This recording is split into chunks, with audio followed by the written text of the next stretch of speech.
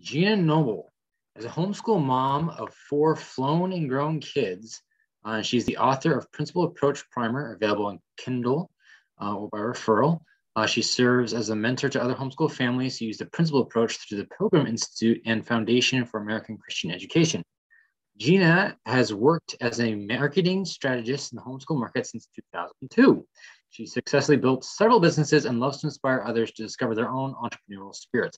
She can be found at homeschoolsocialmedia.com, podcasting at Ultimate Homeschool Radio Network, or directing marketing efforts right here at the True Homeschool Academy. So Gina, take her away. Okay. Well, today I thought that we would really just focus on ways we can incorporate entrepreneurship as a lifestyle of learning in our homeschooling. So let me figure out how to, as you can tell, I just jumped right in. So my presentation, I will put the link in the show notes or load to the page later because it does have some clickable links within it that people can access. Okay. Share screen.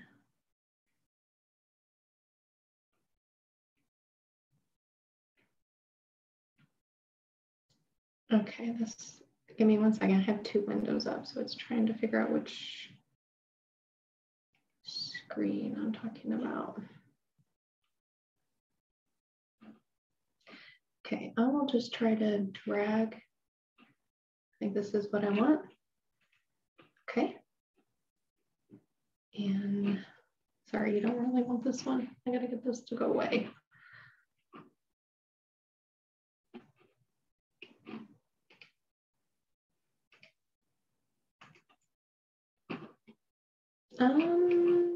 Trying to move my board over. Hold on 1 second.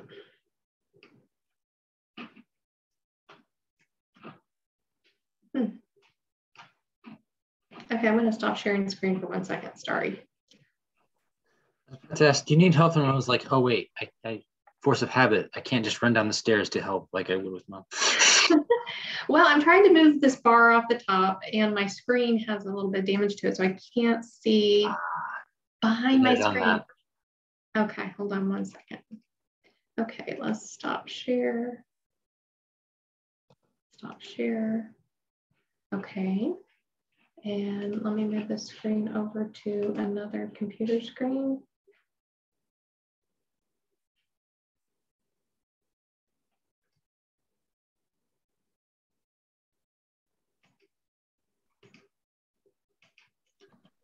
Okay, I can get it to, okay, there we go. Okay, I see. All right. Okay, now it should let me play. Okay. Try one more time here. Sorry, working around a problem here. And that's what we want. Okay, and let's back up on the top. Huzzah! Okay, we're here. We got it. Okay.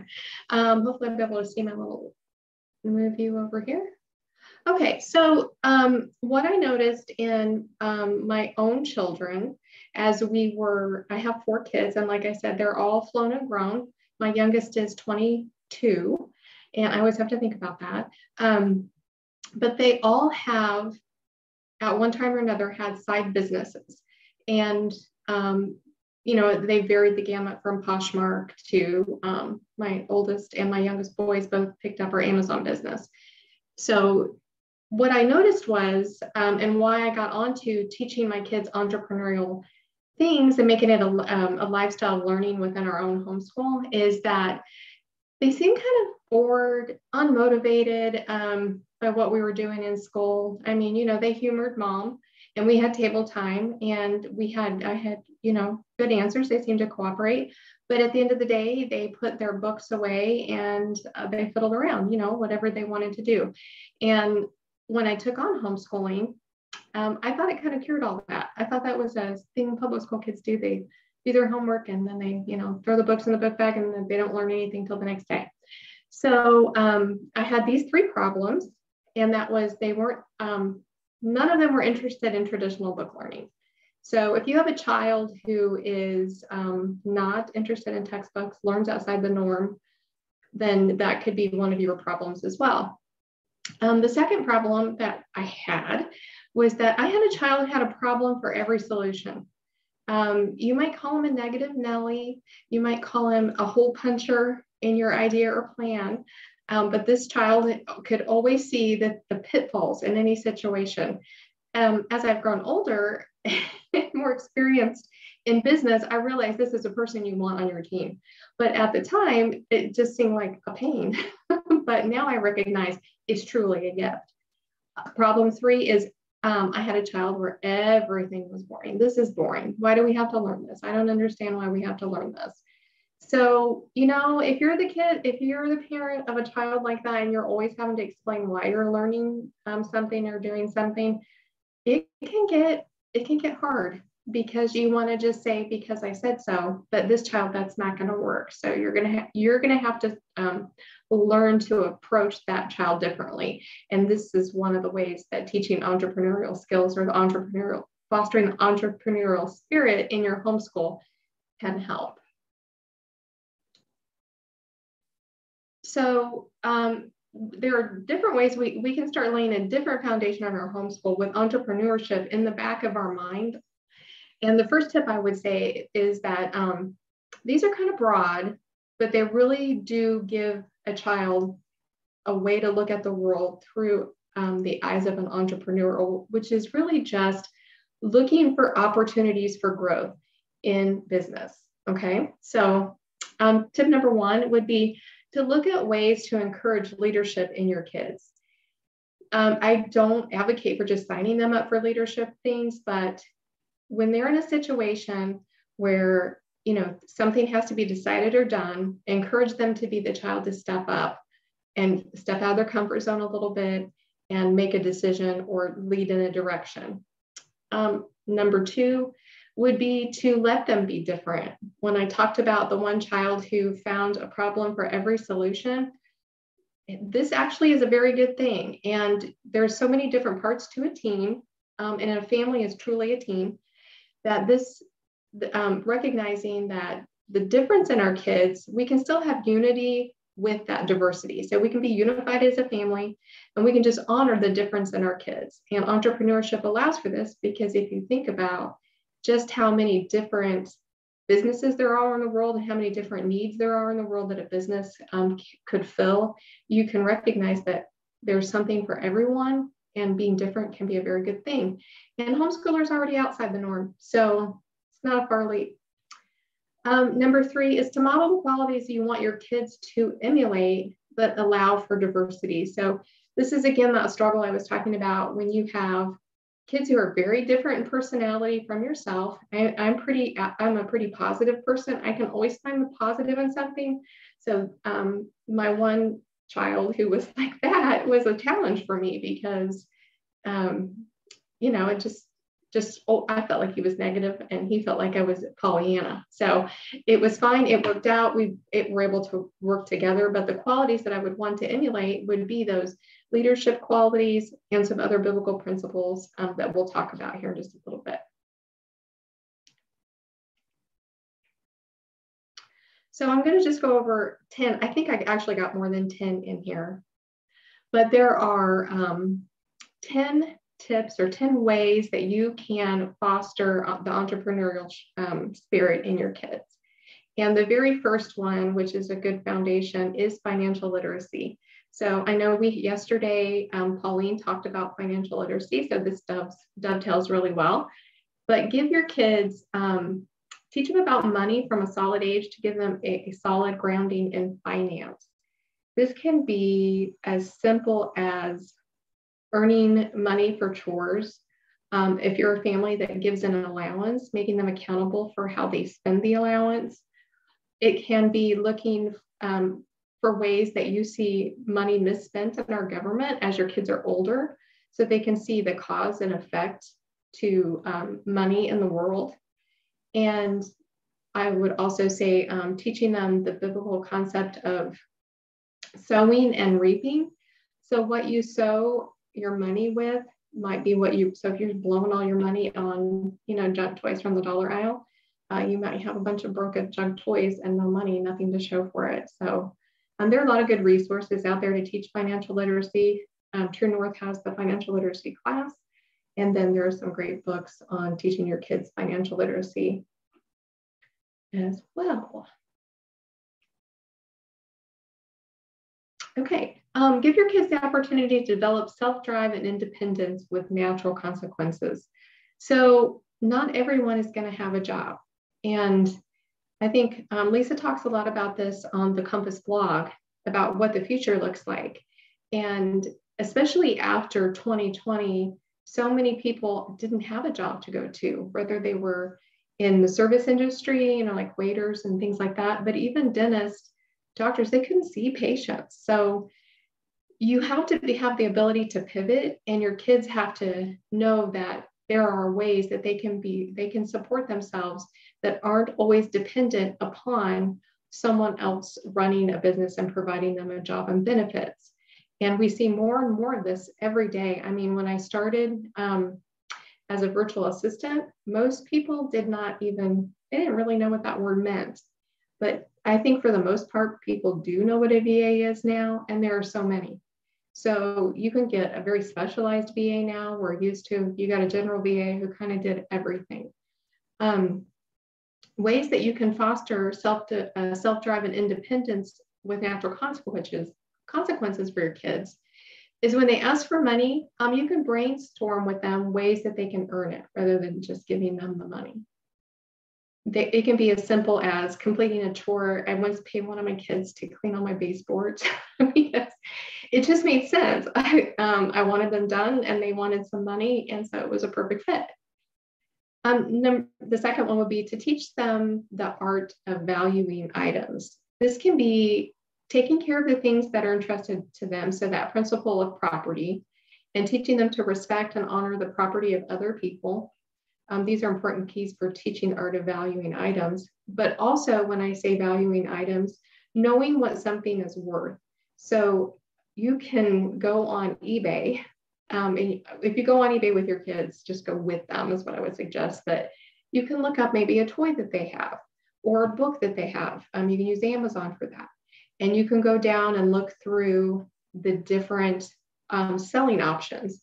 So you might see one where the book is $2, and you might see one where the book is, $300. And so you could talk about the disparities in pricing and try to figure out, use that range to try to figure out what the true value of the book is. Do some more research, look at Aid Books. These are just different ways you can teach the art of valuing items. And it really is an art, and kids can practice it and master the art of valuing items. And it really does start with keeping track of their own things and being respectful of other people's property. And then another way is to encourage them to start a micro business. So Carol Top has a website called Micro Businesses for Teens, and it's actually linked here. I won't click on it because it'll take us off somewhere. But that website has several ebooks that are really great, and they can teach your kids a simple business plan, what kind of financial startup information they're going to need, how much money they're going to need for startup, how to make a budget for their business, how to get customers, and different types of micro businesses. So a micro business can be something like a lemonade stand or walking your dog. It can be a yard sale or a garage sale. It can be babysitting. These are the types of micro businesses. And some kids can get really creative with the type of micro business that they have. So just give them some freedom and do some research there, and you might be surprised at the ideas that your kids have for micro businesses. Okay, so family is teamwork, and it's all for one and one for all most of the time. And what I mean by this is you may have a child who has no interest in anything entrepreneurial. The idea, maybe they've seen you running your business, maybe they've heard stories, maybe they just want to do their own thing. but you can encourage curiosity and teach goal planning, but that doesn't mean that they're going to necessarily pick up the gauntlet and run with it. And that's okay. There's not everyone's going to be an entrepreneur. I think everyone should learn entrepreneurship and how a business works, but not every kid is going to do it. So, but ways you can foster that is through family teamwork and then encouraging curiosity. So encourage question asking, think of different and outside the box solutions rather than always coming up with the same question or same answers to questions. Help them look at the world differently, have them look at the world from the point of view of the customer for the business idea that they have, or just in general, thinking of outside the box solutions for life questions in general. And then teaching goal planning. So this is something every child is capable of doing. And this is actually a link right here to a freebie that's on the True North Homeschool site, Homeschool Academy site for printable, but kids can learn SMART goals, which are, these are ways that you set a goal and you measure the goal. It needs to be realistic and it encourages follow through so that you can evaluate your goals along the way.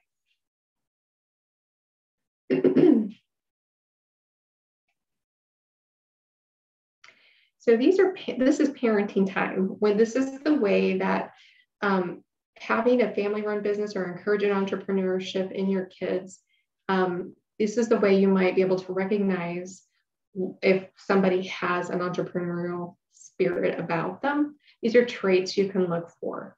So if you have a hard worker, regardless if they were given a task by someone else or not, but if the child is completed the task with ingenuity, insightfulness, hard work, they've seen it through by the sweat of their brow, that sort of thing, they had that stick-to-itiveness, they were willing to complete it no matter what the cost, reward that hard work. That's a trait that you can look for in entrepreneurship. The second one would be to reward personal initiative. So self-starters are rare in this world. And if you're blessed with a self-starter, definitely do everything you can to encourage it by praising and rewarding personal initiative. So, and that can just be words of affirmation. You don't have to pay them to be self-directed or self-starters. But a self-starter is someone who they see a problem and they just pick up the gauntlet and they take care of it. This is not someone that waits to be told what to do.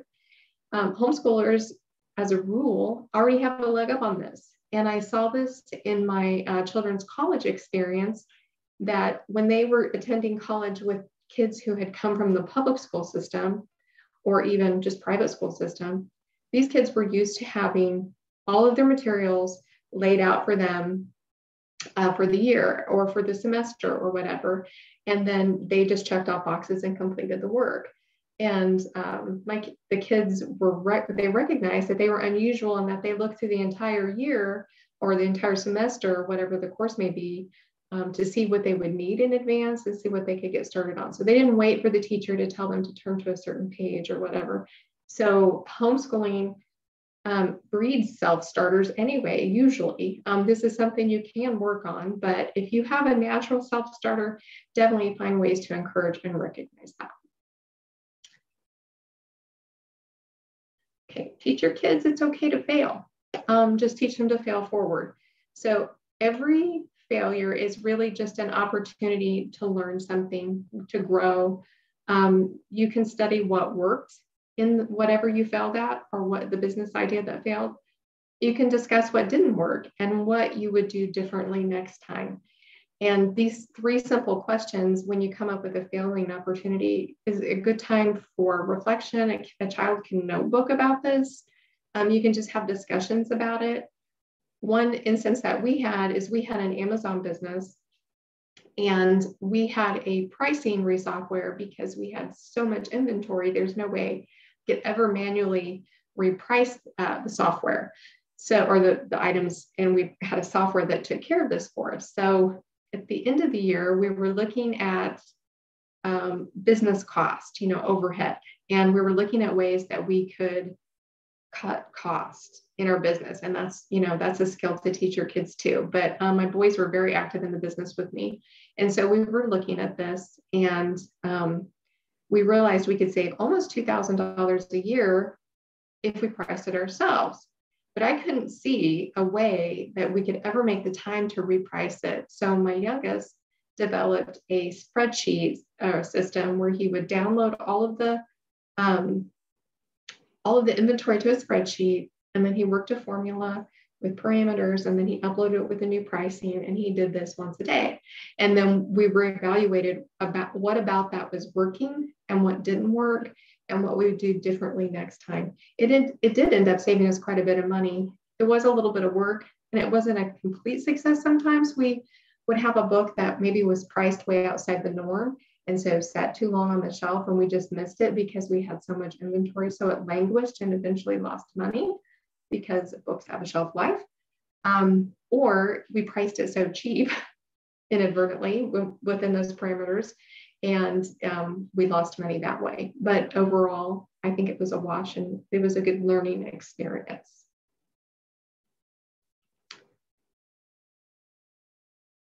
Okay, and these are skills that we can teach our kids that are directly going to impact not just their life as a whole, but definitely within entrepreneurship. When you own a business, these are things that are really expected of you. So that little quote up there, if you've ever seen the movie Cool Hand Luke, we just say that all the time. Anyway, but these three skills: verbal communication, so teaching your kids to speak politely and respectfully. And this is governed by the situation. So I always taught my kids to say yes, ma'am, and no, ma'am, or address a friend who was married as Mrs. and that sort of thing. But I did have some friends who would say, don't call me ma'am, I'm not your grandma, or I'm not your mom. They wanted a more casual thing. So the respectful thing to do there was to explain, I'm sorry, my mom always tells me to say ma'am, but if you prefer I call you this, I can call you this. And then the speaking politely and respectfully, especially within business, also goes as habit about customers. So in customer service, which is an aspect of every single business, if you have a customer who's hard and they're challenging, and you are talking about that as a family, like, this person makes me want to pull my hair out, and that does happen. And you just vent a little bit, but just be cautious in your example about what we say, because we really don't know what's going on the other end. Somebody just kicked their cat that day and you were the recipient of it, but teaching your kids to respond with grace and mercy in those situations. The second aspect is written communication. So yes, grammar is really written there 3 times, because grammar is really key when you're communicating, whether it's by text or email or newsletter or whatever. Mistakes happen, certainly, and it's really hard in our visual world where we're not writing things out to miss some of those typos and things like that. But just teach kids to make the effort to pay attention to grammar and sentence structure. And you can use something like, there's a free version of Grammarly that can help them. And then a good grammar course is always recommended, a good writing course. And then give them practice at writing. You can practice with some business writing, and you can practice some customer service response writing. So that is one thing that we did practice, is customer service response writing. Amazon used to send you, all of your customer service complaints came to you initially before we moved to Amazon FBA, when we self-fulfilled. And you would get these emails that, you knew in the beginning, you knew when you were getting ready to respond, you needed to sound professional. You needed to address their concern with compassion immediately. And then you need to have an action step, like, what are you going to do to fix the problem? Or if you need more information from them before you can fix the problem. But helping kids just see the logical steps in customer service response for written communication was something I just wanted my kids to know. And then another form of written communication is when you write your business plan. So, and at the end, I have a free worksheet. It's not mine, I just found it, but it was good. So we're going to share that about a free business plan your kids can practice writing. The last one is body language.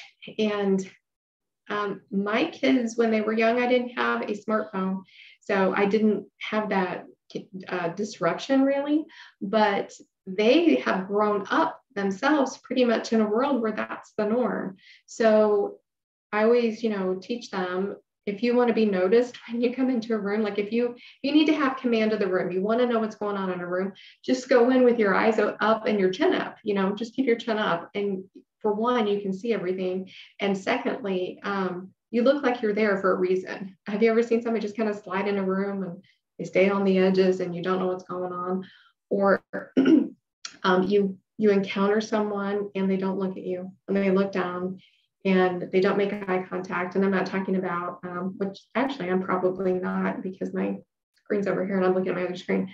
But they're not making eye contact and it makes you uncomfortable in a way because it makes you feel like there's something hidden. So we want to have open, honest communication in business. So teaching our kids to be open, phones away and hands free, and they can, hold their hands a certain way that's comfortable for them, and then no slouching. So those are 3 ways that we communicate in business, and these are good entrepreneurial skills for your kids to learn. So these are 3 biblical principles of entrepreneurship that you can teach your kids.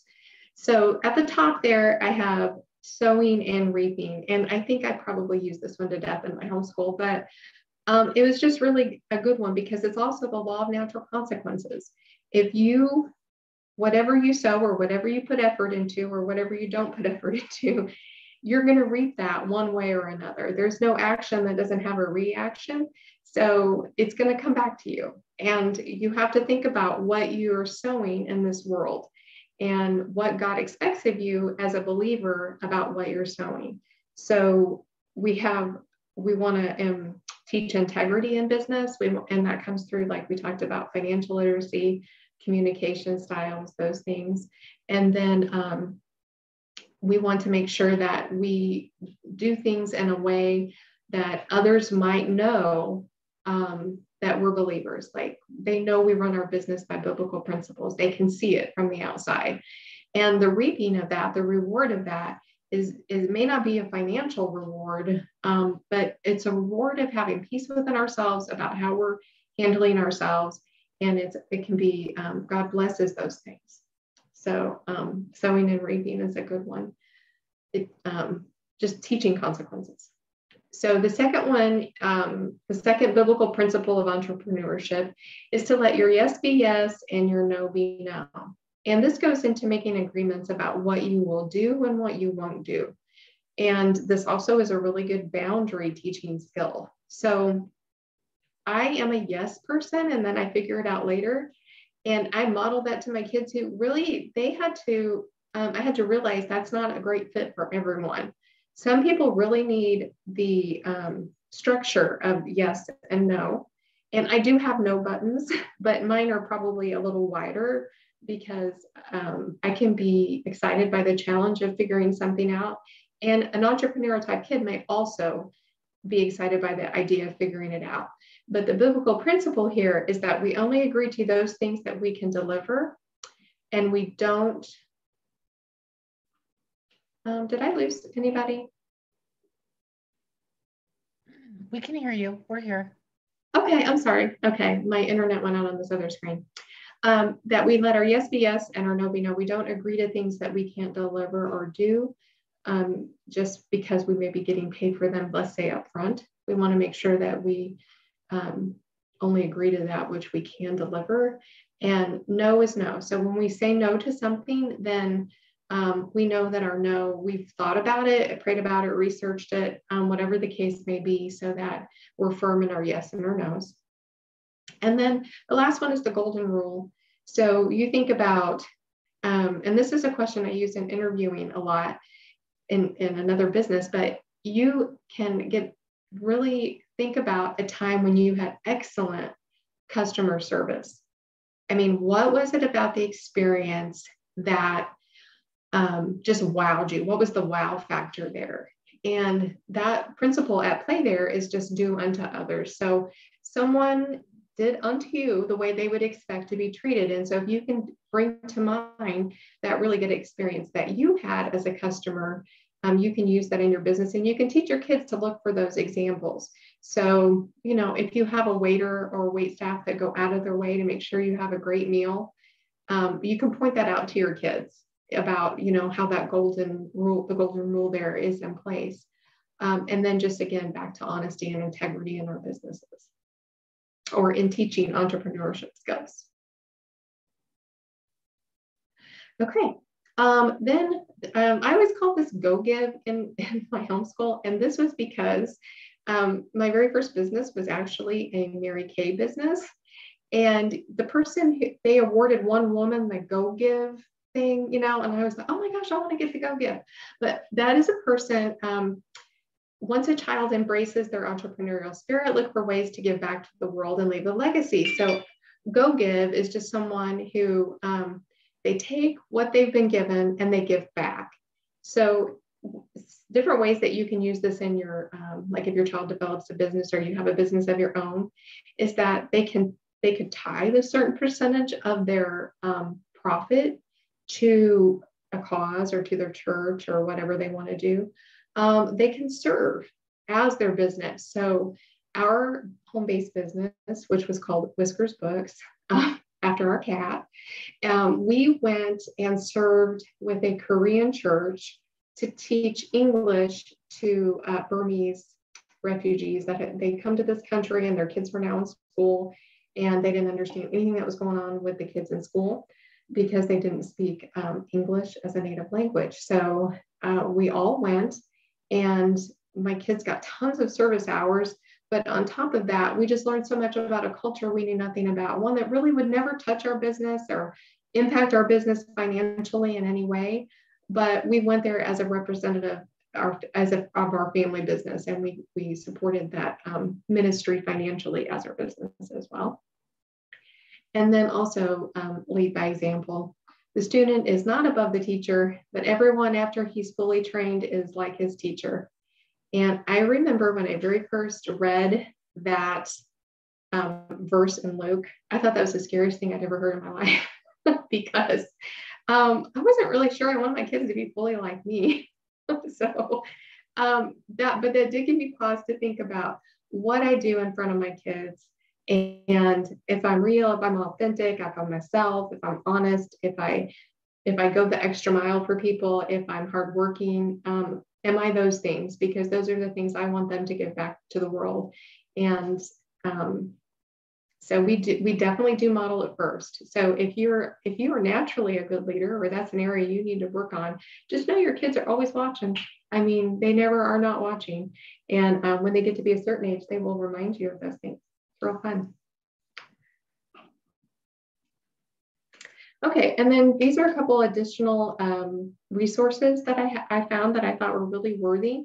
This TED Talk, the young man was raised, and now it's off my screen. I apologize, I can't remember his name, but he was raised as an entrepreneur from a very young age. And so he gives this TED Talk about let's raise kids to be entrepreneurs. And it's a great TED Talk, and I highly recommend listening to the whole thing. And then the second link here is a business plan for printables for kids. So if your kids have an idea for a micro business or a home-based business, or they just have an imaginary business, which is a great way to get started without any money at all. They just make up a business of their own. These business plan printables can get them on their way. And you can incorporate that into your homeschool. Okay. And I talked really fast, so of course I'm done early. All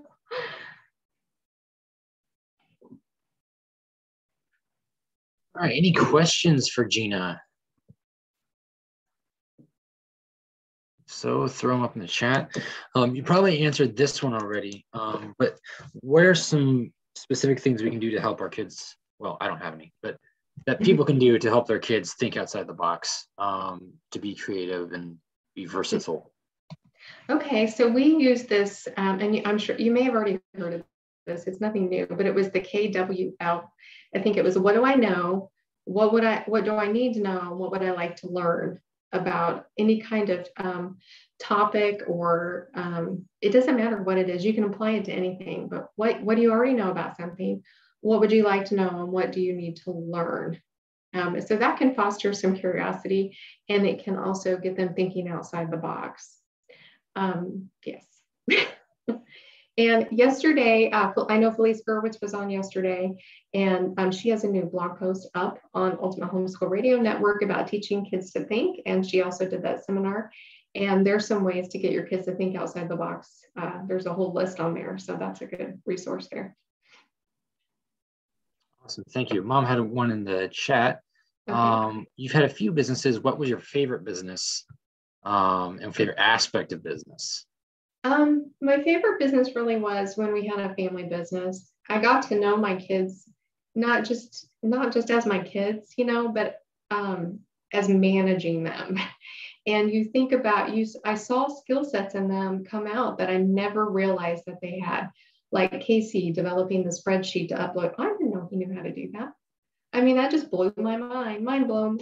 So that was the sort of thing that I really loved about that time. I learned that my third daughter really doesn't like packing boxes at all. She didn't, and actually she never, now when she moves, she puts it all in Walmart sacks. So you can see strengths and weaknesses in your kids. And so I really love the Amazon business as a family business. Yeah.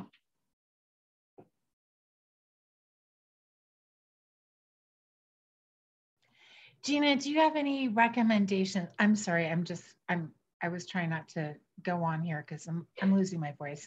I know.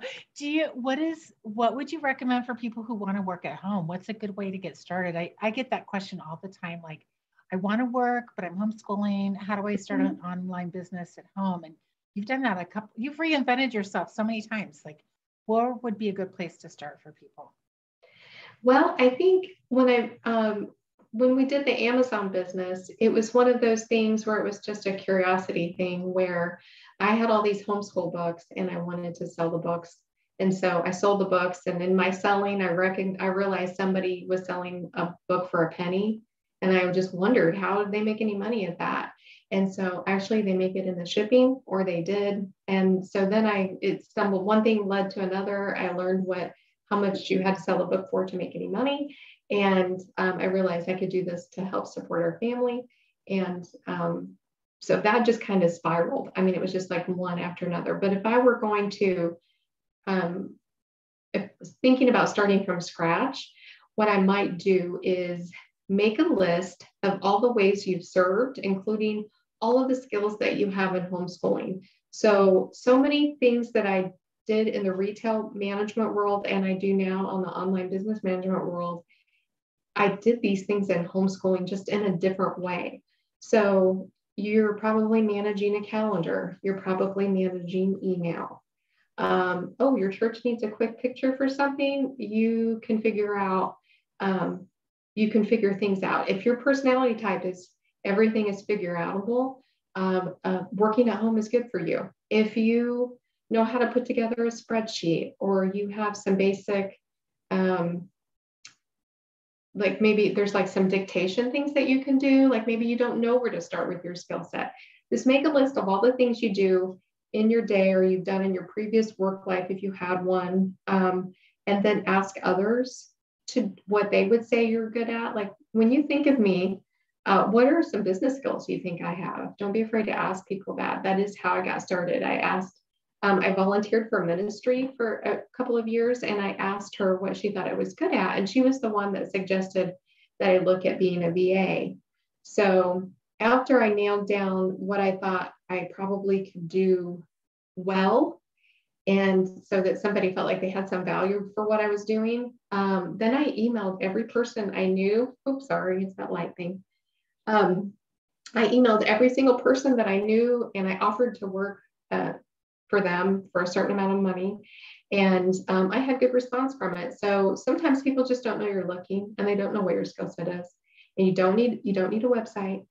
You just need your Facebook page or your email. You can get started without anything fancy. I use my LinkedIn profile for a long, long time. That's free, and it lets me gather reviews and referrals from other people. So that's basically how I tell them to get started. I love how you were brave enough to just email people and call them up. I was desperate. Would be the right word. People are so worried about calling people up. I had a job after college when my husband was in graduate school. It was working at admissions at a private graduate school, and part of my job was just cold calling people and asking them what their questions were. And ever since, I've been completely over calling people up, just like out of the blue, because once you do it like 5,000 times, all of a sudden it becomes very less intense. So it is. But I think it's an important skill for our kids to realize too, that sometimes bravery is just going to take them the farthest. They don't have to know everything. They just have to do something. A little courage. A little courage. Yeah. So the online, have you seen a big change in business since 2020? How would you encourage people since 2020 to get their kids started in a business? Would your advice be different than pre-2020? I think so, because I think pre-2020 people viewed working online as a side hustle. That was a common term. I'm not a fan of that term, but it was something you did on the side, to bring in part-time income. Yeah. And I think after 2020, what we're seeing is that there are myriad of opportunities for full-time income working. Either you can work for someone, from home, if that's what you want to do, but there's many different ways you can own your own business. And just as there are, like I was saying earlier, there's so many different problems to be solved in the world. That's how, you think about all the ministries that exist. Okay. Businesses are really not that different. All right. So, and sometimes as Christians, we think it should be a ministry, and a ministry doesn't make money. Therefore, I wouldn't have a business. But that's really, your ministry is a business, and nobody said not for profit is no profit. So you can kind of think about things like that. It's fine to have financial goals. And if you're raising kids who, a lot of times in the homeschool world, we see one person as breadwinner. It's harder in the world we live in now. So you might see two people working, but you want them to, if they're going to do something in ministry or they're ministry driven, just realize that they still can make money. So I do think it's changed. There's still plenty of opportunity for full-time income. You do have to learn how to manage income flow. Like Dave Ramsey used to have a worksheet. It was like inconsistent income. So maybe you have a project one month. Maybe you have like a retainer client, somebody who pays you the same amount every single month. And this is like your priority client. This is the client you drop everything for, and because they're basically like your bread and butter. And then you may have projects that you tend to, people that hire you for one-off things. And so that's not consistent income. You can start to see patterns over the years, like maybe every July, this person hits you up and now you need to create 100 quick social media graphics or something like that. But it's not income you count on. So I'm sure that worksheet's still on Dave Ramsey, and I use that in the beginning to try to manage cash flow in my business. But it's definitely changed. I think people are seeing that it's definitely, you can work full-time for yourself and support your family. I recommend the book Profit First. That's a really good business book. And then after you've been in business for a little while, or you've tried something, there's a book called Fix This Next. And it can help you see what changes you might need to make in your business model to make it more successful. I think if you're in online business, you see ads all the time for like, I made 7 million in my first launch. We were talking about this yesterday. And I think it's important to realize that online, and I say this to our new teachers all the time, like online teaching is still a job. Like there's still a lot of work to go in an online business, and it's not easy money. The people who make $7 million launches are I would say probably very few and far between. Well, I always want to say, you know, show me the money, that kind of thing, because I want to see profit statements. I want to see some kind of proof when they say that. But also, I mean, I think I shared, we made well over $300,000 gross sales. Okay, here's the big deal. Amazon takes half right off the top. So Wow. Amazon made part and we made part. And then there's this little thing called inventory. So we had to go buy these books. Okay. So that came out of the profit. And then we have things like, I don't know, gas to drive the van to go get the books. And that required something. And then we had UPS costs for shipping. So did it support our family? Yes. Did we make $300 and some thousand? No, we did not. But it was God's provision for us. We weren't wealthy, but we were all together and the business flowed. I mean, we all learned a lot from it. And, but it was hard work, you know, packing books. Mm-hmm. I mean, I was glad the boys had played with Legos because I was like, okay, look, we can only afford to ship 4 boxes. So, and I have 5 here, make it work. So they could figure those kinds of things out. And, but yeah, there's no, if you have $7 million launches, I mean, I don't know. I guess you must have a great Facebook ad budget or something. Yeah, how much of that goes straight, like you said, straight into just maintenance of the company? Right. Well, yeah. And Gina Kutcher said one time, I hope I'm not misquoting her, but she said that she spends $500,000 a year on Facebook ads alone. Yeah. Which I'm like, geez, that's a lot of money to Facebook. It's a lot of money. Yeah. So I wonder what her overall, that just really piqued my curiosity. Like, what's your overall like spreadsheet look like at the end of the year, you know?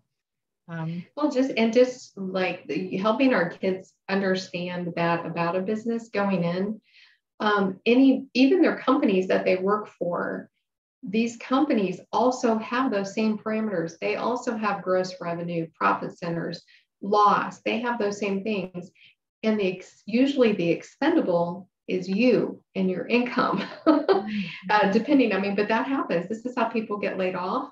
Or you have a lot of people working and not enough demand. And, you know, so owning your own business, especially after 2020, I think people wanted a greater sense of a hand in how things might work out for them and the ability to do something when something like tragic happened like that. You saw these kind of like side things pop up, how restaurants pivoted, or you saw like these, you know, mom and pop to like look at DoorDash. I mean, who DoorDashed and paid DoorDash prices in 2019? Yeah. Hardly anyone comparatively. So, you know, and this was just a small business like DoorDash. I mean, and now look how many people they employ. You know, all is 1099ers. So they all get paid at 1099. Yeah, I really appreciate the books you keep saying, hey, read this, because Profit First, I think the thing that really shocked me was realizing that even multinational companies, they might not be profitable. I mean, they might have like millions in sales, but might not be profitable at the end of the day. And understanding those terms, I think for our kids, you know, is so important. I mean, the Shark Tank, you know, what is your cost of acquisition and what is your this and what is your that?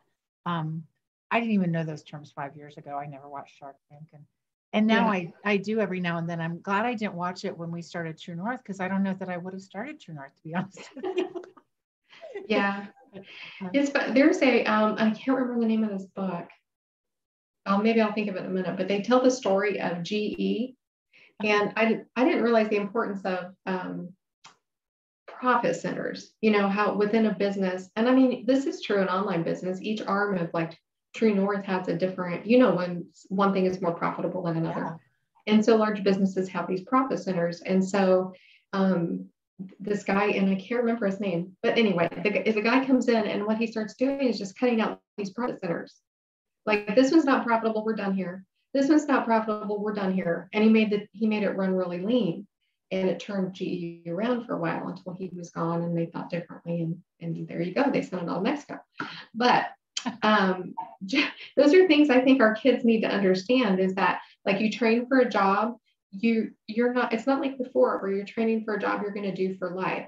So my oldest went to Seattle University and he graduated. He was the first homeschooler to go to SU, and he graduated second in his class. He had a history degree, loved history. He was very fortunate to be in the honors program and just he got a good take on history, not like maybe what you might think you might get. And he thought, I'm going to be a professor. And then he saw how much a professor might make. Mm-hmm. And then but he'd already committed. And so what do you do? So he learned to code Java. He went to like a 10-week certification for people who already have degrees in other fields. And that's what he does now. And he's treated like a profit center. So what he does, and he teaches other like businesses when they come on with the coding program that this company uses. He's the teacher. So he gets to use some of the teaching that he wanted to do, but he really did have to rethink that, and he works from home. So I had to think of more like, how can I run my profit center like I would run it like it was my own business? So teaching entrepreneurial skills can really help your kids, regardless if they own their own business or not. Mm-hmm. Yeah. That's interesting that, we talked about that in some of the sessions about just the importance of a, basic academic education or classical education, and then actually the difference between that and vocational education. And education doesn't have to be all focused on just what are you going to do to earn income, but how to think, because if you know how to think, you can pivot so quickly. Well, it's so funny because he just, he loved the classical model when he was young. Mm-hmm. And so he got to use that same model through college. Okay, so then, but the fact that he had that classical, he just looked at Java as another language. It wasn't, Greek, Latin, Java. I love it. I love it. Okay. Thank you, Gina. You're welcome. Thank you.